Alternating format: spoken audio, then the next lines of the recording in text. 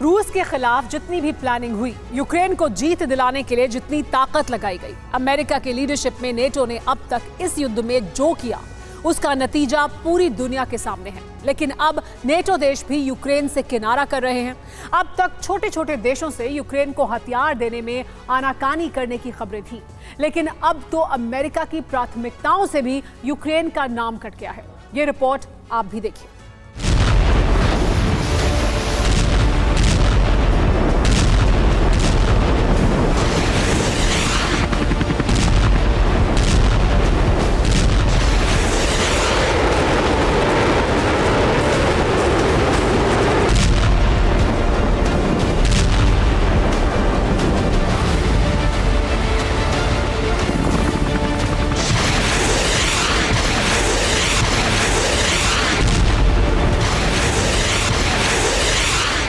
रूस की सेना की तबाही तय करने वाला एक एक हथियार अमेरिका और यूरोपीय देशों का है।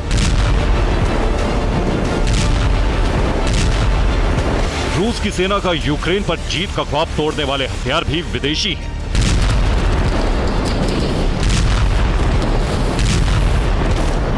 यूक्रेन के सैनिकों का हौसला और अमेरिका और दूसरे देशों से मिले हथियारों ने ही यूक्रेन में रूस को जीत से बहुत दूर रखा है। रूस के फाइटर प्लेन, लड़ाकू हेलीकॉप्टर्स और घातक मिसाइलों से भी यूक्रेन की हिम्मत नहीं टूटी, तो इसकी वजह भी अमेरिका और कुछ देशों का साथ है, जिसकी बदौलत ज़ेलेंस्की रूस को चैलेंज करते रहे।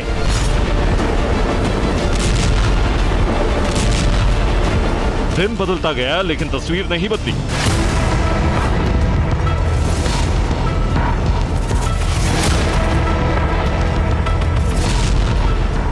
हफ्ते, महीने और फिर साल बीता, लेकिन धमाकों का शोर नहीं थमा।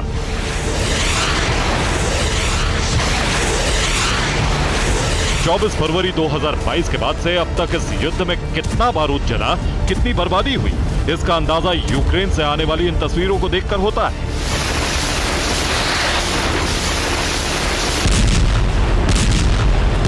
इस युद्ध में रूस ने अपने हथियारों के भंडार का इस्तेमाल किया, जबकि यूक्रेन विदेशी मदद के भरोसे लड़ता रहा। अब तक दोनों देशों के पास हथियारों की कमी नहीं हुई, लेकिन आखिर कब तक?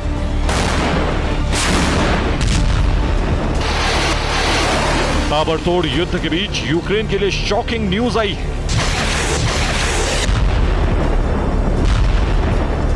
यूक्रेन का सबसे बड़ा मददगार कौन है, यह पूरी दुनिया जानती है।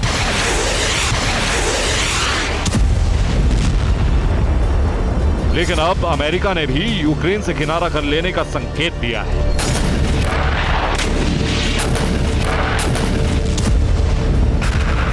यूक्रेन को जिस दौर में सबसे ज्यादा हथियार चाहिए, सबसे ज्यादा मदद चाहिए, उसी वक्त अमेरिका में एक बिल पास हुआ है जिसमें यूक्रेन के लिए कोई फंड नहीं।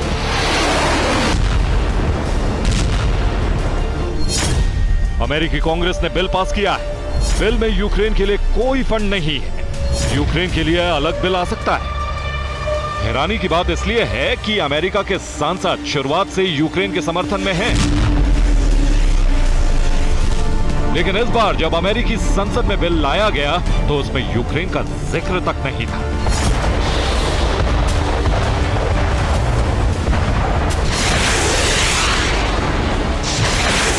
रूस यूक्रेन जंग शुरू होने के बाद पहली बार अमेरिका में यूक्रेन के लिए कोई समर्थन नहीं दिखा।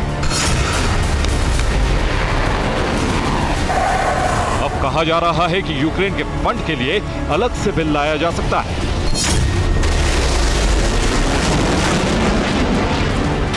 लेकिन इतना तो हो गया है कि अगले 45 दिन तक अमेरिका यूक्रेन को फंड नहीं दे पाएगा। अब 17 नवंबर के बाद यूक्रेन को वित्तीय मदद कितनी मिलेगी, इस पर भी संशय बरकरार है। अमेरिका की प्राथमिकताओं में अब यूक्रेन का नाम ही नहीं है। इससे पहले ज़ेलेंस्की के अमेरिका दौरे में भी अमेरिकी संसद में स्पीच कार्यक्रम कैंसिल हो गया था।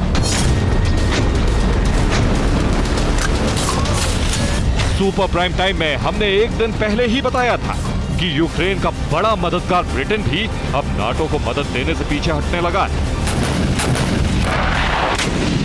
बेलारूस की आक्रामकता को देखने के बाद पोलैंड के सुर भी बदल गए हैं।